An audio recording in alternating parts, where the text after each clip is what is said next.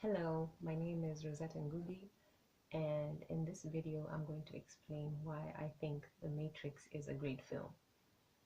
So the movie The Matrix was written and directed by the Wachowski siblings. It was released in 1999 and became an iconic science fiction film. It is often referenced by personal development gurus, other filmmakers, as well as scientists. So, what makes a film great?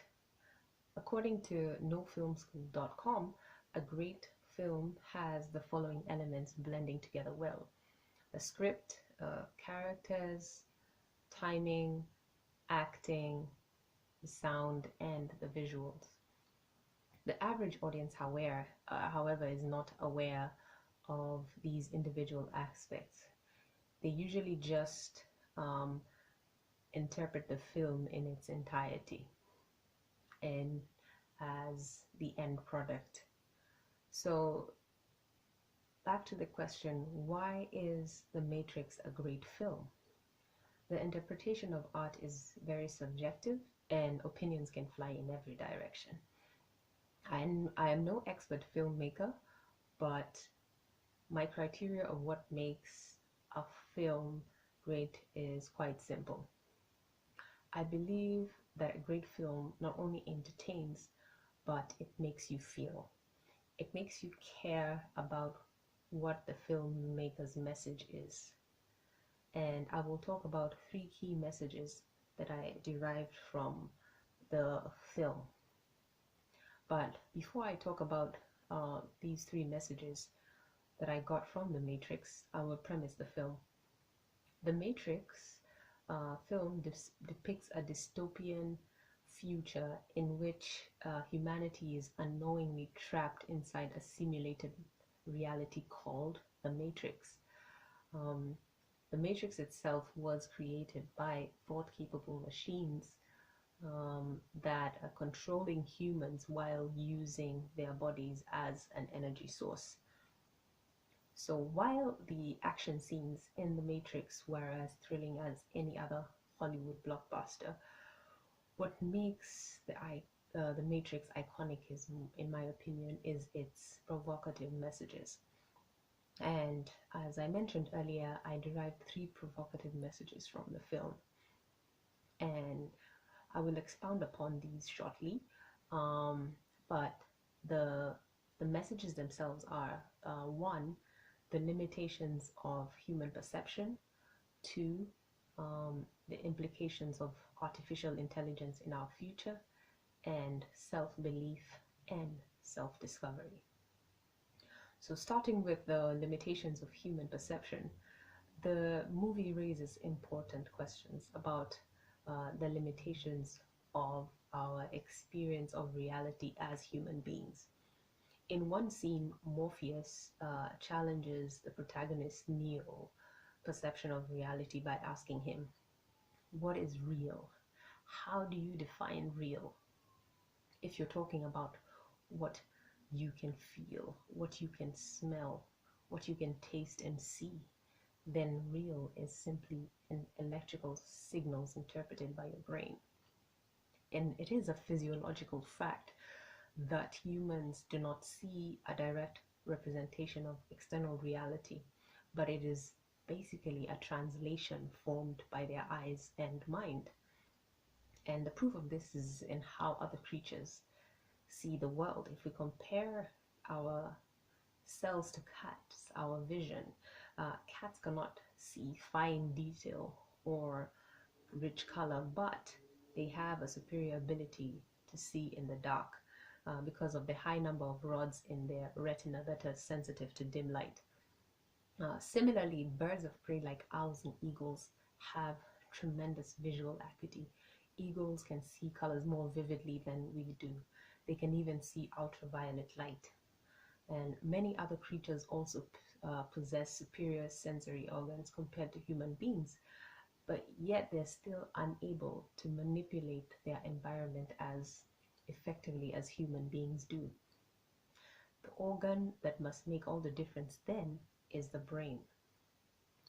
According to the University of Oxford, an area of the brain called the ventrolateral frontal cortex is what distinguishes human beings from other species.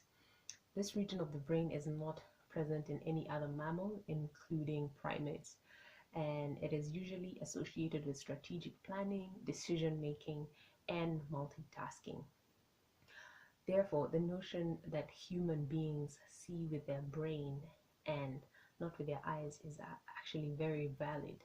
How we interpret what we see is actually more important than what we are actually seeing.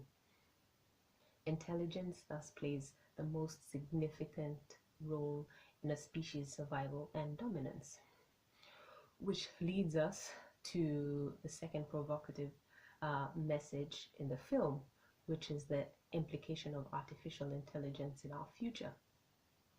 So even though the dystopian world depicted in The Matrix is science fiction, it is quite a plausible future reality. We are currently in the age of machine learning, where we are programming computers not just to perform routine tasks, but to make predictions about the future. Essentially, these programs have been programmed to learn from data, therefore already currently possess a distinctive human attribute, which is the ability to improve their capabilities with time. If this is the case, then humanity needs to carefully consider the implications of creating machines with abilities not only to reason at a very high level, but to improve those capabilities with time. So if machines learn to do what human beings do and ultimately learn to do it better, it is conceivable that they may decide that the world would be better off with them in charge than with us in charge. And finally, the last provocative message that I derived from the movie is that of self-belief and self-discovery. Through the protagonist Neo's journey to discover if he is the one, the Wachowskis deviate from normal storytelling in cinema. What we normally expect is that the hero will simply realize his destiny through, say, a prophecy or a birthright. However, The Matrix is truer to life because it demonstrates that it is never that simple. One particularly powerful scene is Neo's first encounter with the Oracle.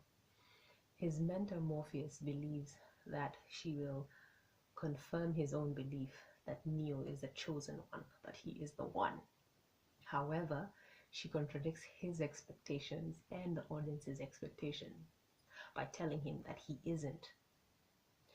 In spite of this disappointing revelation, there is a silver lining, and she alludes to this.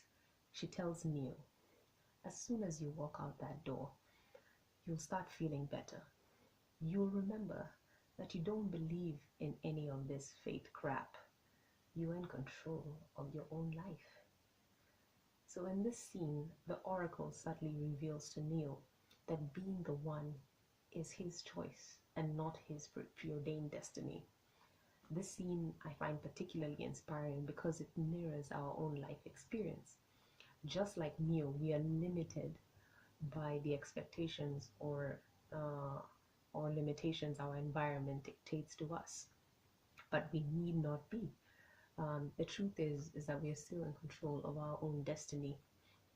We can choose differently. We can choose differently. That means we can choose the life that we want.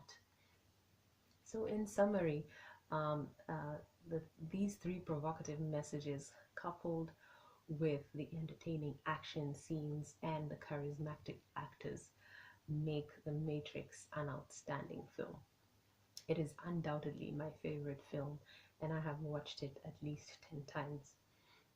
I would encourage anyone who has not seen it to do so, because it is highly thought-provoking as well as inspiring.